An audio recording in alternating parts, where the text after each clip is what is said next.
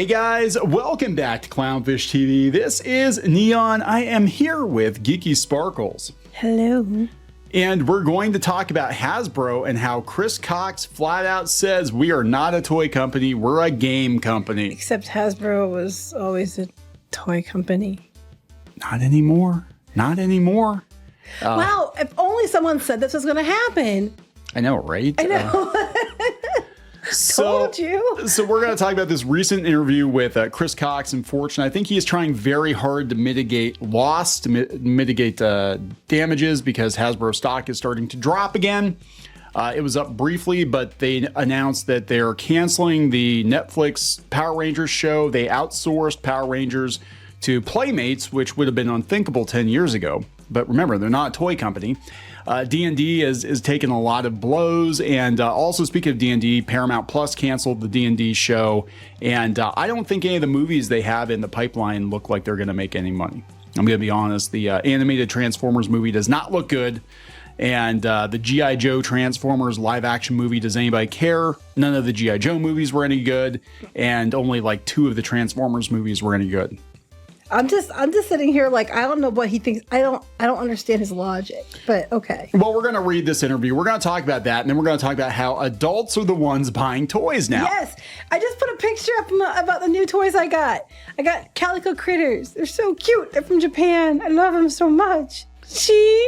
They're so fucking cute. There you go. Look at that. Look at the little this. seals are so chubby.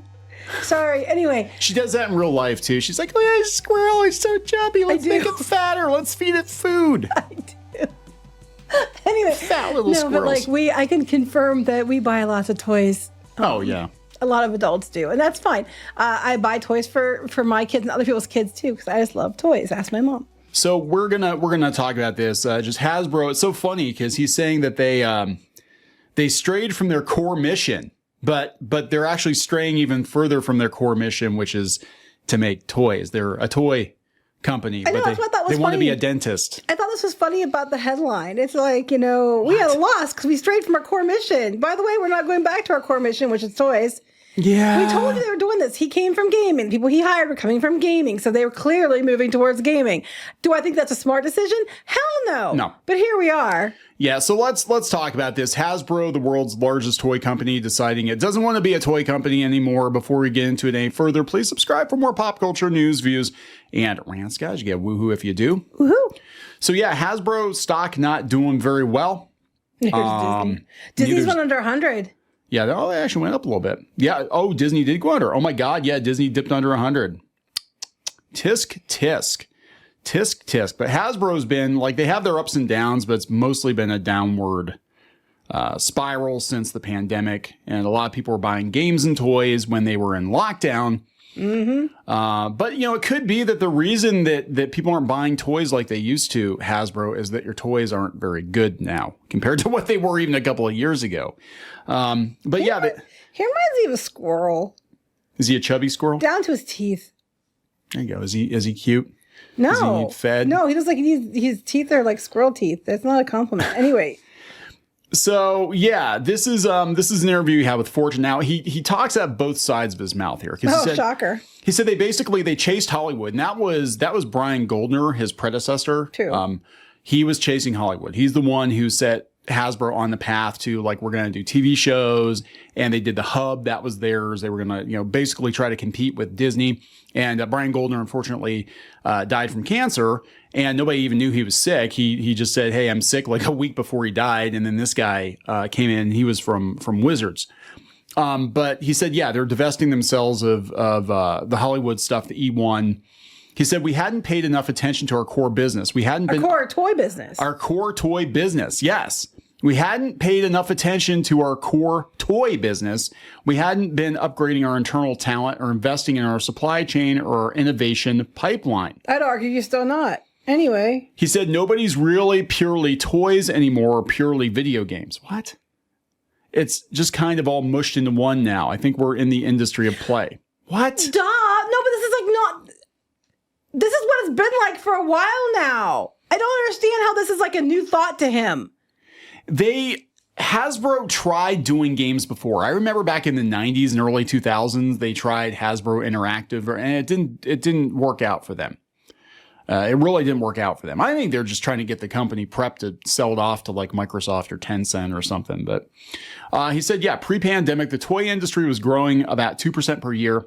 Then the pandemic happened and growth ballooned to 40% between 2020 and 2022. Basically, we're returning to what would have been the baseline. Well, duh, of course it wasn't sustainable. No. And the reason if your toy sales are dipping now and you have to go to a more like adult toy sales, not like toys that are made for, not pervy toys, but there's no way to say that without people thinking I'm saying sex toys.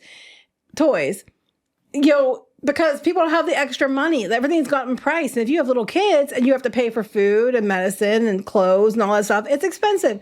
There's not a lot left over for toys. Yes. Now, we're going to skip around this interview because I want to cut to the chase here where he basically says we're not a toy company. But he just kept on saying that we neglected our toys. Right. Mm-hmm. He said, this is the interviewer. The interviewer says, games are such a big part of Hasbro now, but if someone still calls Hasbro a toy company, does that irk you? I understand why they would. I think we're more of a game company than a toy company, he says. No. But toys are obviously important to us and a big part of our legacy.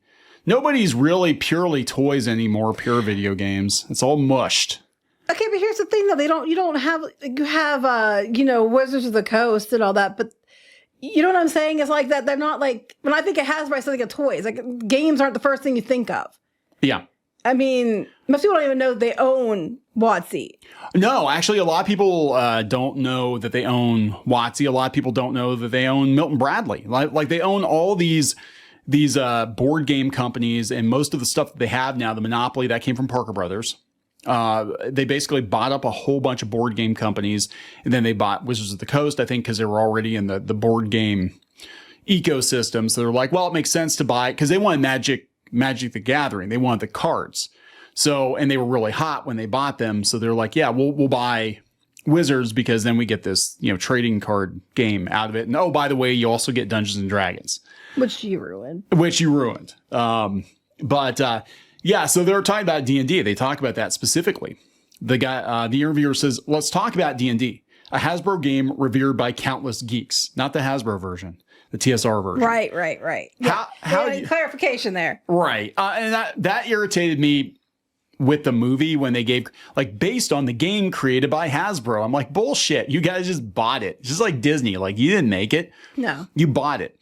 How do you revitalize a decades-old product?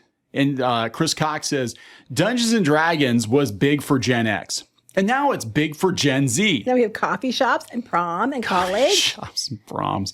Gen X played it with their kids to a certain degree. A couple of things went into bringing it back. It's kind of crunchy, and it's like for nerds like me, but it's a lot more accessible than it was. That means What's that supposed to mean?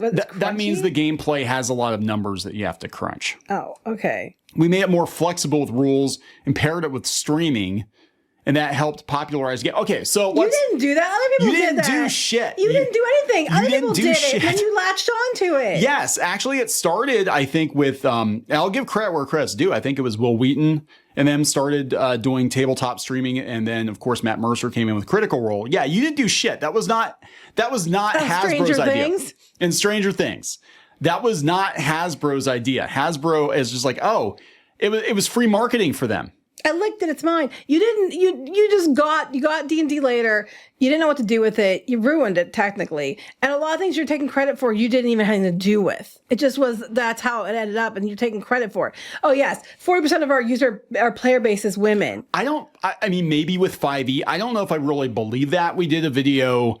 Well, are we going to hear how that they invented it for women because women never played until they came along? Yeah, right. Yeah, and meanwhile they screwed over some of the women that developed the original campaign worlds like Margaret Wise. Right, yeah. But no, so we did this video the other day talking about Star Wars and Marvel and the demographics.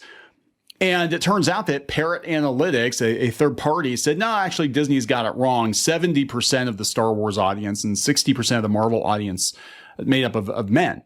In this case, 60% male for D&D. I would say it's higher than that. I do know women play tabletop. I do know women play Magic. I think actually probably more women play Magic than D&D if I had to guess. but I still think it's a relatively smaller percentage. I think this is wishful thinking. This goes back to why they're chasing women. Sounds bad, I know. Cox is chasing women. But why they're courting the female demographic, because they buy the dresses and the purses and the pumps and the tchotchkes, whereas the men are just like, yeah, I'll buy the books. I'll buy the minifigures. And I might just buy one set of books, and I use that same set of books for like 10 years. Whereas women, it's like, oh my God, it's the new whatever, it came out. And that, I mean, that's the truth. That's not, I don't think that's being sexist. Is that being sexist? I don't. Oh, no, it's true. When you have a lifestyle brand attached to it, you're going to usually have women buy this stuff. And they wanted to turn D&D into a lifestyle brand. So they courted a female audience, right? They said last year's D&D movie did okay, but not great at the box office. Did that give you pause about tying products to movies? The movie taught us that we can create better adjacencies for Dungeons and Dragons. It has a bright future. While movies are an option, I'd be more a fan of more game streaming. Again, that you didn't do. You didn't, yeah. I'd be a fan because we sell shit. We don't have to do anything. Exactly. Like, this is the same with so this same thing happened with the Disney influencer space. And we can speak to this because this is what we did for a while. Disney saw how popular Disney streamers were. They saw how popular Disney fan sites were. So what did they do? They horned in to try to own it, basically. Like, we're going to buy off these influencers, and then we're going to try to one-up them by doing our own ride-through videos and our own, whatever kind of blog post influencers were doing. So the corporations watched what the fans did, and then they took it. They didn't do it very well, though. They didn't do it very well, but that's what they want to do. And they were trying to they had this hoedown last year. They're trying to undo some of the damage from the OGL, but they were basically trying to buy off a lot of the bigger D&D streamers. Except for Critical Role, they went out and actually created a whole new game system to compete with WotC. So we know the drill. The guy came from Microsoft. He wants to turn Hasbro into a game company. He's saying the quiet part out loud. And this actually kind of goes back to what's going on now. They're outsourcing their toys. They're outsourcing Power Rangers. And I talked about this yesterday in a video. They're not making Playmates was their sworn enemy. And now they're saying, hey, you know what? We don't want to make toys anymore. You guys go make toys. Hey, Basic Fun. Yeah, we don't really care about My Little Pony, even though it was a huge cash cow for us just 10 years ago. You guys can make the My Little Pony toys because we don't care anymore. We're not a toy company, right? So I don't think this is going to go the way they think it's going to go because they're going all in on games. Meanwhile, all these AAA gaming studios are laying people off because they got too big for their britches. And I think the same thing is going to happen with Hasbro. I think they already chased off Larian. And they're, advertising for internal positions or whatever. I don't think they're going to be as successful. They have tried this before and it has not worked. I think this is all just him going out there trying to do damage control because the stock is down. People are like, what the hell is up with Hasbro that you guys don't seem like you're interested in making toys? You're laying people off. You're selling off divisions. The house is on fire. And he's like, no, this is fine. This is okay. We're going to be a game company now. It's okay. This is all fine, guys. But yeah, meanwhile, we were going to do a whole video about this one, but we'll just roll into this. Adults are buying toys. They've been buying toys. And that's what, we kept saying, like, you guys, I don't know what audience they're looking for. Like, Hasbro got to a point where they were not making adult collectors happy and kids weren't buying their shit. So, like, who are you making toys for? Ollies. You're making toys for Ollies. But they said that, adults are making up 43% of adults purchased a toy for themselves in the past year, with the top reasons being for personal fun, socialization, or for collecting. But they also, you got to realize they're rolling card games into that. They're rolling anything that's even toy adjacent. They said 18 years and up have spent $1.5 billion in toy related purchases only from January through April. Jeez, overtaking the 3 to 5 year old demographic as the most important age group for the toy industry. So this is what we're seeing, right? Like, you go to the store, you're not seeing a lot of toys for that, I guess, the middle of the road demographic, the traditional toy market, which used to be like ages 4 and up, like 4 through 12 or something. You're not seeing a lot of toys. You're seeing a lot of collector lines, and then you're seeing a lot of preschool stuff. And like, even you see it, especially with Transformers, like they're either the collector Transformers that are ridiculously expensive, like $35 for what used to be a $15 transformer, or you're getting the really cheap, like 2-step garbage, preschool transformers. But yeah, I think that's it. I think like the 4 to 12, I think the reason he's saying we're going to games is because they're hooked on their iPads and they're hooked on their video games. And so but I don't know if Hasbro is going to be able to make games that they're going to want. I don't think so. I really don't think so. Like, unless you guys somehow buy Fortnite or something, even that, like, I think you're late to the party. But yeah, Lego. I mean, Lego is big with adult collectors Lego's huge too. with adult collectors. Lego is always perpetually a big. I mean, I can tell you whenever I do like the toys for kids for like Christmas or whatever, always tons of Legos are asked for. It's one of the main things that get asked for. Yeah, they said that during the pandemic, when people, and this is collectibles in general, so during the pandemic, when people were flush with cash and had time to spend at home. Wait, during the pandemic, people were flush with cash. How? How? Like, businesses were going, oh, stimmy checks. Okay, well, that money's long gone. But the stimmy checks most people used to stay afloat. A lot of them did, yeah. What are we talking about? Like, people took out PPP loans, bought a bunch of toys or something with it, bought houses. I don't know. But like, yeah, it's just like, it's crazy. They said the second buzziest new item was a Star Wars Black Series clone Captain Rex roleplay helmet, $130 collectible. What? So I don't know, guys. It's just, I think what's going on is Hasbro's panicking. They realize that kids are not playing with toys like they used to, but they don't really have anything that's theirs. And we talked about this before, like everything, it's all hand-me-downs from our generation. Mm-hmm. Well, Squishmallows are theirs. Yeah, but they're just plushies. I mean, they're cute. I know they're cute. And they're squishy. And they're squishy. But I don't know. It's interesting. But there we go. Hasbro saying flat out, we are not a toy company. We're going to wrap it up. Yeah. Please subscribe for more pop culture news, views, and rants. We'll talk later. Bye.